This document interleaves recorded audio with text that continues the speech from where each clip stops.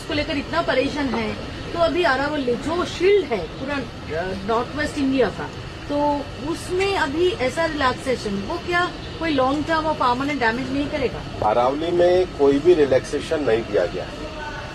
पहली बात, अरावली भारत के 4 राज्यों में है, दिल्ली, हरियाणा, राजस्थान, हरियाणा और गुजरात।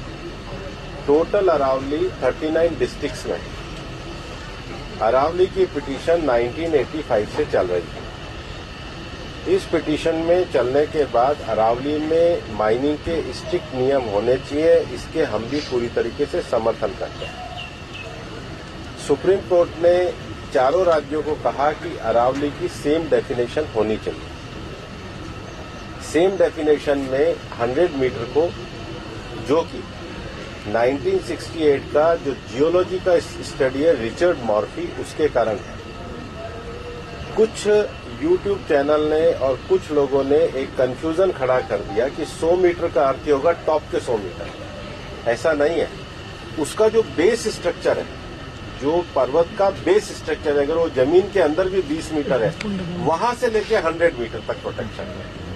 तो जो 100 मीटर का प्रोटेक्शन है, जो लोगों ने कंफ्यूजन करा है कि मतलब ऊपर का 100 मीटर है, नीचे खुदाई कर सकेंगे, वो नहीं। मैं आपको फिर क्लियर कर रहा हूं। 100 मीटर का अर्थ है टॉप 100 मीटर से बॉटम के अंदर तक जो उसका पूरा फैलाव है। पहाड़ी तो ऐसे होती है, तो उसका बॉटम तो बड़ा होता है। जहां तक उसका बॉटम जाएगा वहां से लेके 100 मीटर तक प्रोटेक्शन है। और अगर एक पहाड़ी और दूसरी पहाड़ी के बीच में 500 मीटर का ही गैप है, तो वो जमीन भी अरावली रेंज मानी जाएगी। इस डेफिनेशन के आने के बाद 90% से ज्यादा एरिया प्रोटेक्टेड एरिया में आ गया। 90% से ज्यादा। मेरा ये स्टेटमेंट लिख लीजिए, टोटल अरावली का एरिया 1,47,000 स्क्वायर किलोमीटर है।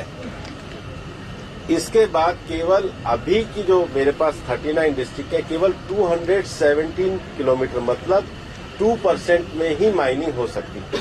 और वो भी हर तरीके से नहीं हो सकती। उसके लिए भी सुप्रीम कोर्ट ने डायरेक्शन दिया है कि आपने जैसे सारंडा और झारखंड में एक पूरा पहले माइनिंग प्लान बनाया है, वो प्लान तैयार करिए।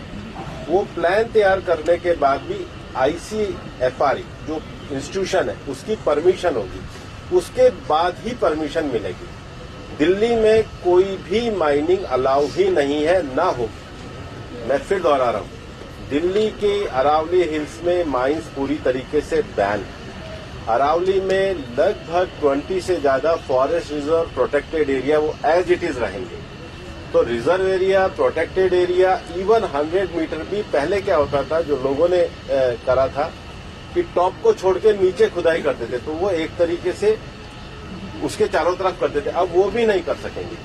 तो मुझे लगता है सुप्रीम कोर्ट ने जो निर्णय दिया है, ministry of environment, survey of India, geological survey of India, और जियोलॉजिकल सर्वे ऑफ इंडिया में जो इंटरनेशनल स्टैंडर्ड है रिचर्ड मॉर्फी, उसको दिया। उसके बाद भी मामला सुप्रीम कोर्ट में है। हम पूरी तरीके से सहयोग करने के लिए तैयार हैं। पिछले 2 साल से लगातार स्वयं प्रधानमंत्री जी ने अरावली में वृक्षारोपण किया है। ये सरकार पिछले 1 साल से 2 साल से ग्रीन अरावली का मूवमेंट चला रही है। मैंने खुद ने पिछले दिनों उदयपुर में सारे DFOs की, मतलब चारों जिलों के 39 DFO की मीटिंग करी है। हम हर डिस्ट्रिक्ट में अरावली की नेटिव स्पीशीज का एक नर्सरी लगा रहे हैं। हम ग्रीन अरावली के लिए प्रतिबद्ध हैं। ये एक झूठ फैलाया जा रहा है। और सबसे बड़ी बात है कि ये जो रिपोर्ट है, ये 2006 से राजस्थान में ऑलरेडी लागू है। इसमें कुछ भी एडिशन नहीं किया गया, बल्कि अरावली के टॉप से लेके और जमीन तक, मतलब जमीन से पूरा ऊपर 100 जो स्ट्रक्चर है, वो सारा प्रोटेक्टेड की श्रेणी में आता है। सर, मैं ask you one more question. Sir, जैसे टाइगर, उसका तो कोई